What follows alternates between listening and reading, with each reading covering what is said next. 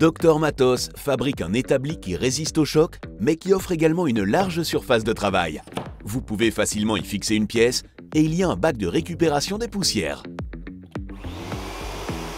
Le premier élément que nous prenons en charge est le bâti. Nous raccourcissons les montants ou pieds de l'établi. Avec le plan de travail rajouté par la suite, la table atteindra une hauteur de 90 cm.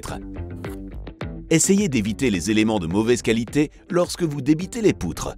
La hauteur d'une table de cuisine ordinaire équivaut généralement à 75 cm. Notre table sera donc plus haute. Le montage des pièces sur la table sera donc plus ergonomique. Ensuite, nous retirons les règles des longues poutres. Essayez d'éviter absolument les poutres tordues ici. Elles doivent toutes avoir la même longueur, de sorte que lorsqu'elles sont serrées ensemble, vous pouvez reporter la même dimension avec une équerre. Une fois que toutes les pièces sont raccourcies, le montage peut commencer. En principe, vous pouvez tout visser ensemble ou vous pouvez opter pour des assemblages traditionnels en bois. Un film récapitulatif est disponible sur notre site internet. Pour construire le bâti, vous assemblez les deux parois latérales. Ceci est facile à réaliser si vous avez des serre-joints qui couvrent toute la longueur du cadre. Serrez et vérifiez l'équerrage. Vous pouvez être sûr que le carré comporte 4 angles droits si la longueur des angles opposés est identique. S'il y a du jeu, vous pouvez ajuster l'équerre en serrant davantage. Assurez-vous que le cadre ne se déforme pas, mais reste bien égal. Le deuxième cadre peut éventuellement être assemblé avec un accessoire à angle droit. Il suffit de prendre un morceau de planche restant avec un angle droit et d'y monter une bordure à angle droit.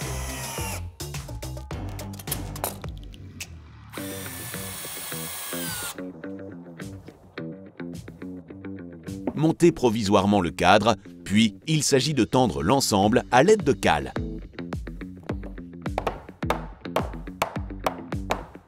Ancrez quelques butées et, avec quelques coups, vous pouvez tendre l'ensemble dans un angle droit.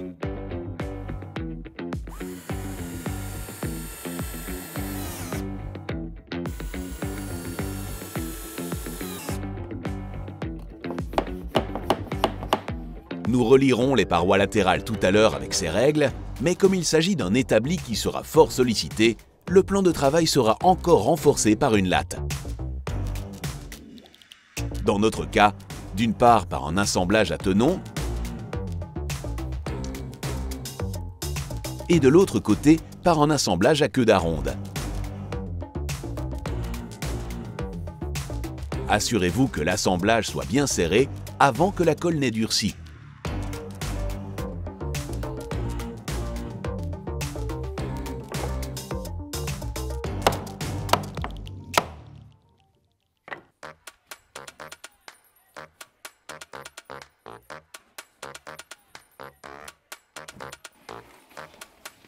Bien entendu, montez également la seconde paroi latérale.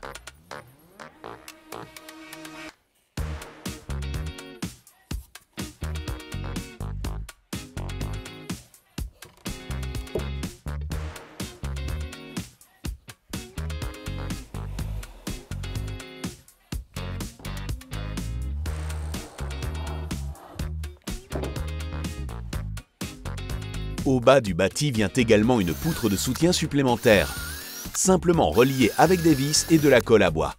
Alignez bien afin que les vis s'insèrent parfaitement dans la partie en bois située derrière.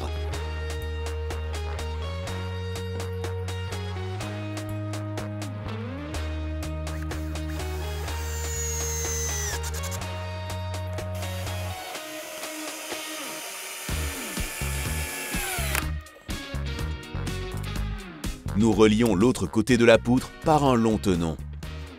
Tracez les points et prenez une mèche papillon du même diamètre que les tenons.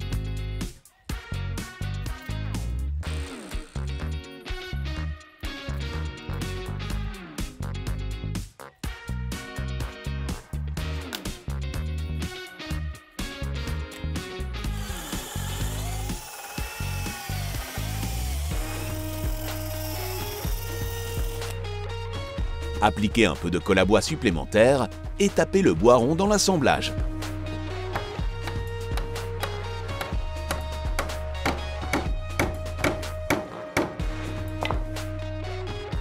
Sciez le plus plane possible et répétez encore une fois.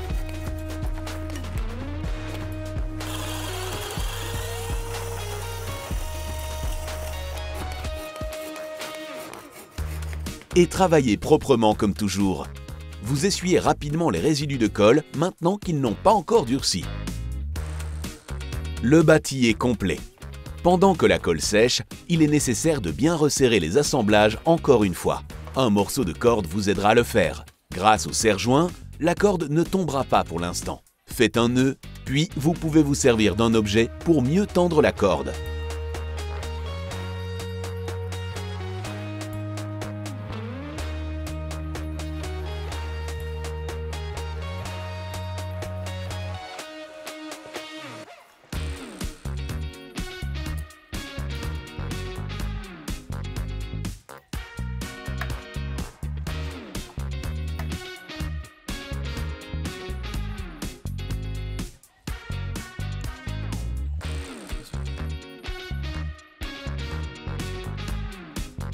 Au bas de l'établi se place une plaque de fond. Cela permettra de créer un espace d'empilement, mais aussi de renforcer l'ensemble. Posez la plaque provisoirement sur le bâti et tracez le contour des pieds avec un bloc.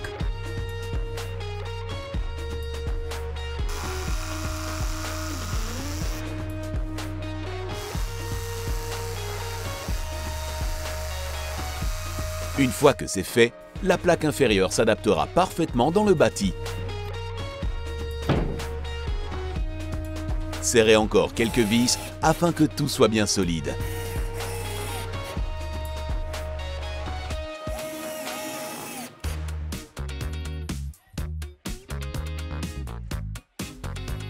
Une deuxième plaque de MDF est encore ajoutée, cette fois pour terminer le plateau de la table. Vous collez et vissez encore quelques bandes supplémentaires en dessous. Ce cadre sous-jacent garantit que le plateau de table s'accroche autour du bâti.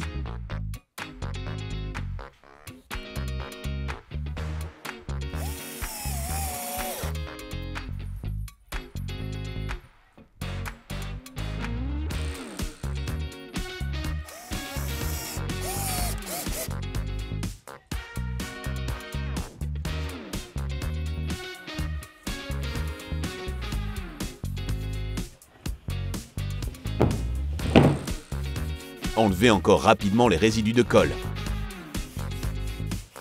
Le plateau de la table n'est pas simplement déposé. Il est préférable d'y fixer également quelques vis. Prépercez et ancrez l'ensemble.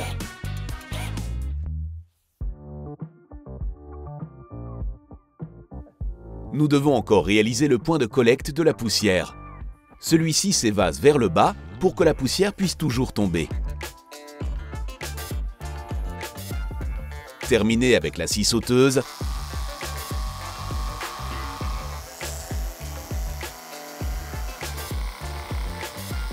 Ensuite, vous assemblez le bac, toujours avec de la colle à bois et des vis. Marquez l'épaisseur de la plaque d'appui en guise de repère pour les vis. Placez quelques vis en série afin d'avoir immédiatement une main libre.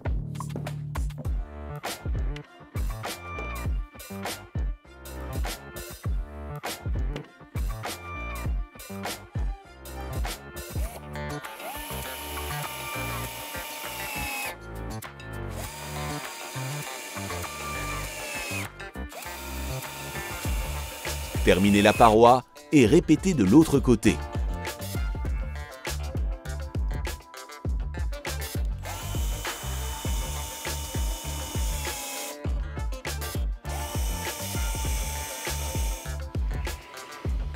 Suit ensuite la paroi opposée plus grande.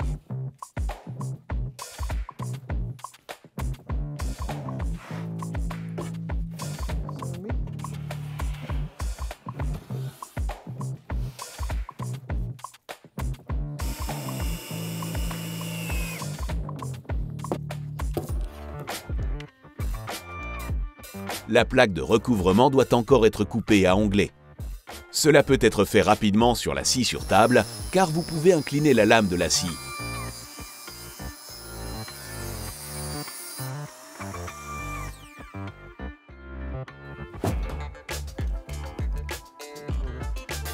Outre l'ancrage avec des vis, il est également pratique d'utiliser un mastic de montage. Cela empêche la poussière de se glisser entre les joints.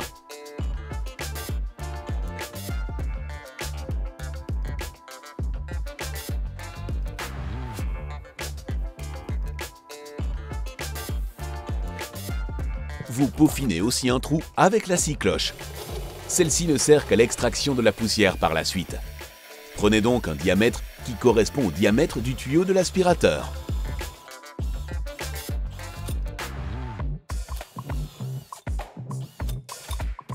Là où subsistent encore des joints, vous devez les sceller complètement.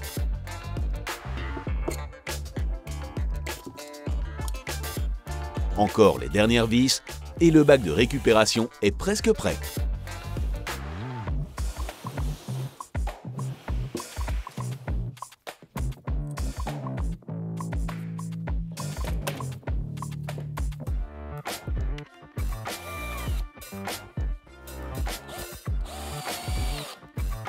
Un autre trou sera également pratiqué.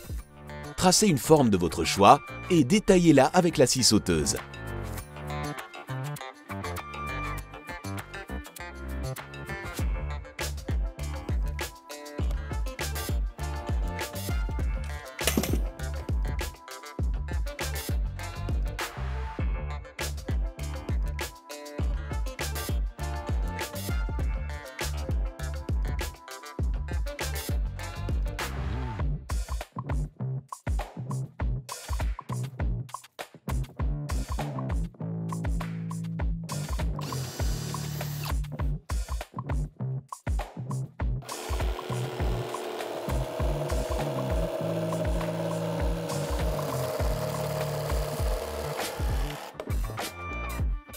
Copiez cette forme sur une planche restante, mais plus large que l'original.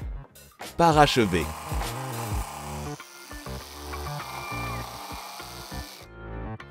De cette façon, vous avez une plaque de recouvrement. Avec une vis que vous n'enfoncez pas complètement, vous pouvez ouvrir ou fermer la plaque à tout moment. Si par la suite un objet tombe involontairement dans le récipient, vous pourrez facilement l'atteindre. Mettez le bac de récupération en place et attachez-le au bord surélevé du bâti. Quelques vis suffisent.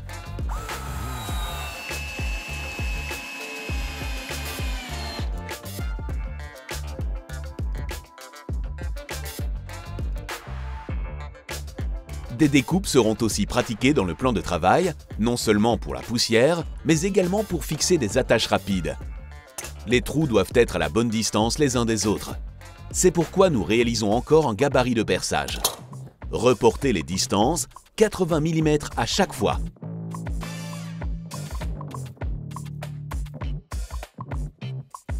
Commencez avec un poinçon et forez les trous. Vous pouvez le faire manuellement avec votre perceuse, mais votre travail sera plus précis avec une perceuse à colonne.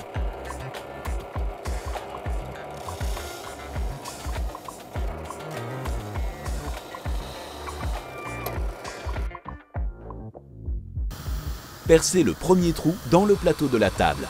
Assurez-vous de ne pas traverser le bâti en dessous. Fixez le gabarit de perçage.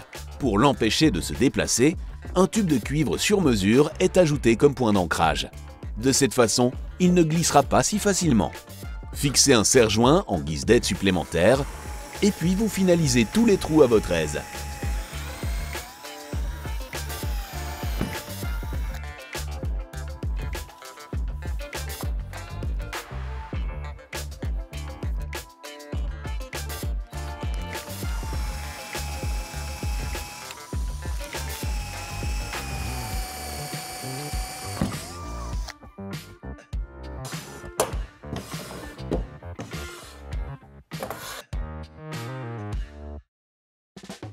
Nous utilisons un modèle pour fabriquer les attaches rapides. Nous l'ancrons avec un morceau de tube de cuivre. Sa position est juste excentrée. Positionnez le gabarit et reportez. Pré-percez le centre du diamètre du tube. Percez le trou.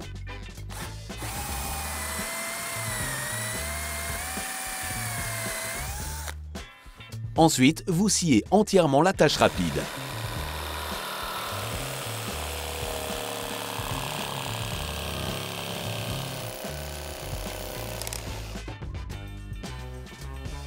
Le contreplaqué est encore un peu brut, alors poncez-le rapidement sur les côtés.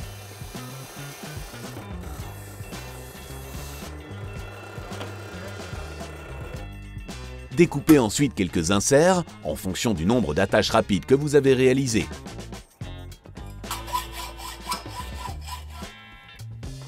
De préférence, poncez les bavures. Un nouvel accessoire à utiliser pour la table, un angle droit pour y serrer les pièces. Assurez-vous de commencer à partir d'un angle droit. Reportez les mesures.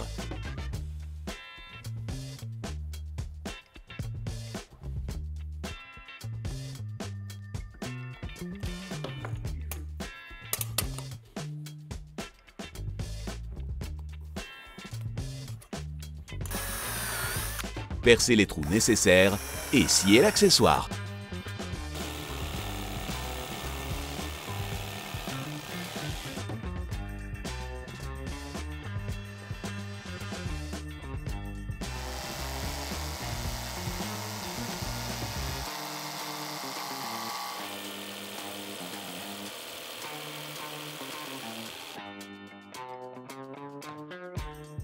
Encore un dernier objet pratique. Un raccord supplémentaire que vous pouvez utiliser comme butée sur la table de travail. En plaçant l'insert non pas au centre, mais plus près du bord, vous pouvez utiliser les 4 côtés du bloc. Percez le trou et réalisez plusieurs de ces blocs.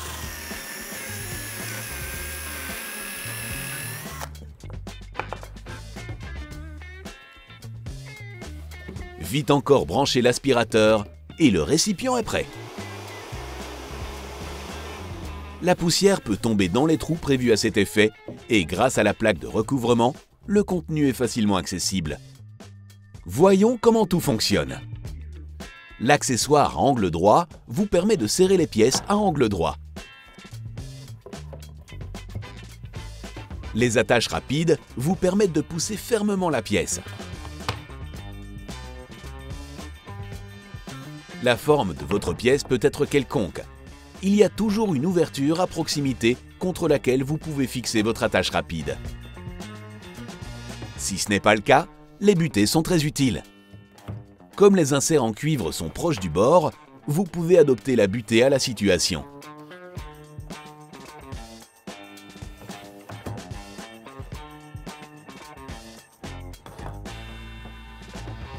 Dans tous les cas, quel que soit l'objet que vous voulez fixer, il sera fermement immobilisé. Les inserts en cuivre peuvent également être utilisés individuellement. Prévoyez du ruban adhésif de masquage pour qu'il ne puisse pas tomber à travers les trous.